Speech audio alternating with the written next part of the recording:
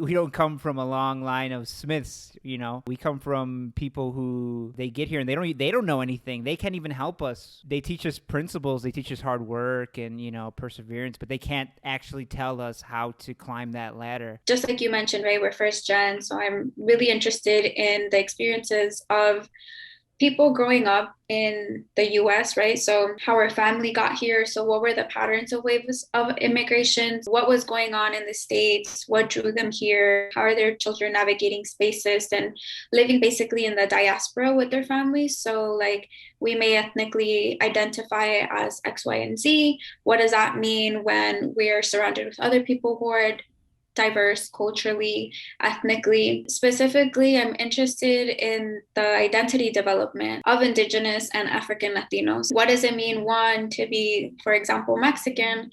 And then on top of that, what does it mean to be an Indigenous Mexican or an African Mexican? There's like multiple layers. And so I'm trying to get down to like the very specific one that goes a little bit broader than what it is to be Mexican or what it means to be Puerto Rican or Colombian. So, like, unpacking those layers. Your parents come from Mexico and they have this idea of Mexicanness that's kind of was formed in Mexico. So they have like this very pure way of identifying as Mexican. And then you can't be Mexican the way they are Mexican. You just can't, right? Because you're in America. Our identity is shaped by, like you said, the people around us, by their identities and by how they identify us, right? There's pressure like to be Honduran in a certain way, to be Mexican in a certain way. And then you're, as first generation American, we're like, no, I can't be that kind of Mexican. I can't be that kind of Honduran in America. I have to kind of remix my identity. I think that's exactly it, right? And so, like, the way that we look plays a big part in how we perceive ourselves. My mom's side of the family takes on like really light skin, and my dad's side of the family is Indigenous, right? And so, what does that make me? How can I ethnically, culturally identify given that I am made up of everybody else who came before me, but I don't speak the Indigenous language, right? And so when I go back to Mexico, like my family speaks their Indigenous language.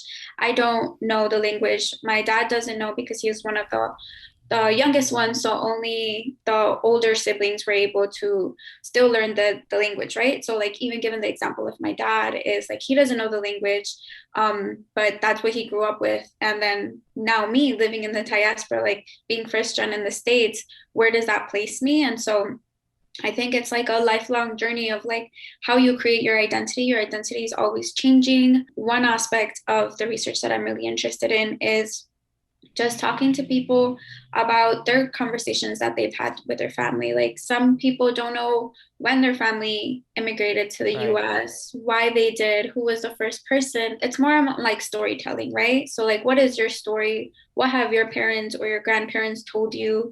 And how can you preserve those stories? Because those are important. Sometimes we're far away from the people who know these stories, right? Or unfortunately, some of our family members have passed. And so those stories are lost. I think that's sort of a motivation as to why I want to do this research is to one preserve my stories and then also preserve the stories of other folks. And that's so important for people to like talk to their parents, especially Latinos, right? Especially first generation. Talk to your parents, talk to your grandparents. They have like knowledge, family knowledge that when they're gone, that information's gone, you know? The older you get, you start to see, oh man, all the stuff that happened to me as a kid is really like forming who I am. No matter how much I might hate my mom or hate my dad, I'm them. I see them in me, right? Yeah. And so then you start to say, okay, well, where does our family come from? That must have to do with who I am, why I'm here. I was heavily involved in a community organization here in Chicago. This youth programming really just opened my eyes and educated me in things that honestly I didn't learn in school. So I grew up in a low income neighborhood with mostly Mexican and Puerto Ricans. What neighborhood? I grew up in Logan Square. I'm from Logan Square. That's crazy. Small So, world. yeah, we can talk about how our neighborhood looks like now. Before gentrification in the neighborhood, right, there wasn't a lot of resources. I've gotten to this point because of youth programming and being heavily involved in my community. In this programming, I learned what gentrification was. I learned about politics. I learned basically about immigration rights. So that's when I became an activist. We had the opportunity, one, to create a program to just focus on our family history, what it's like to be brown in Chicago. Yeah. And we interviewed our family members. We did community exhibitions where we presented poems or visuals, just our stories of our families, what it means to be both indigenous and or African Latinos. Because like I mentioned, right, we sort of just stop at the first hyphen, so like Mexican American. Right. But like going deeper into that, we see that our families have more richer backgrounds, right, than we've known.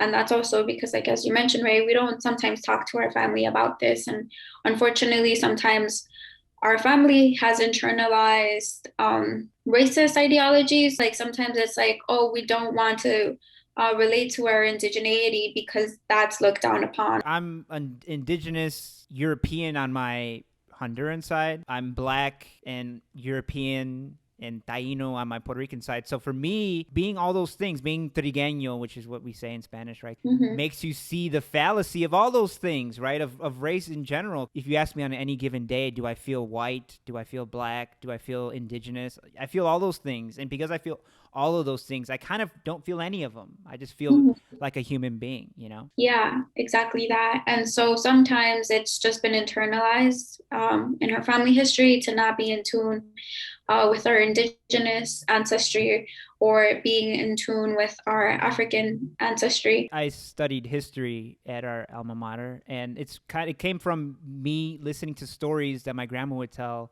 of Mm-hmm. Honduras, right? And then I got interested in Honduras. Some of us, I feel like, really ask, like, why are we here? Like, Mm-hmm. why was I born here? Especially when you're born to parents who weren't born here.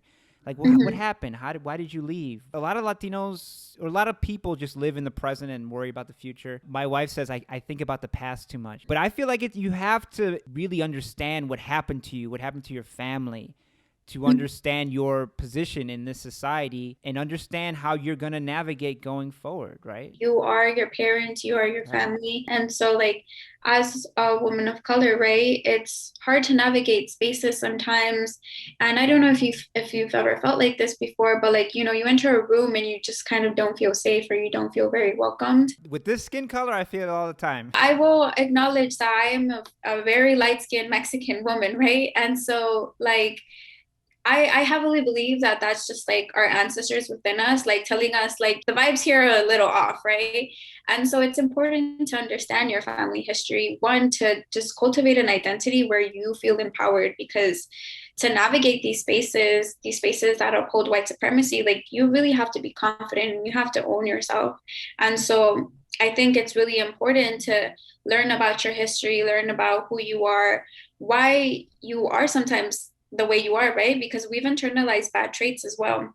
Yeah. We've internalized bad traits, but we also have internalized resistance. And so I think that is like a really important concept of like who you are, right? Is knowing who you are so you're confident and you can walk into any space and know, like, just own it.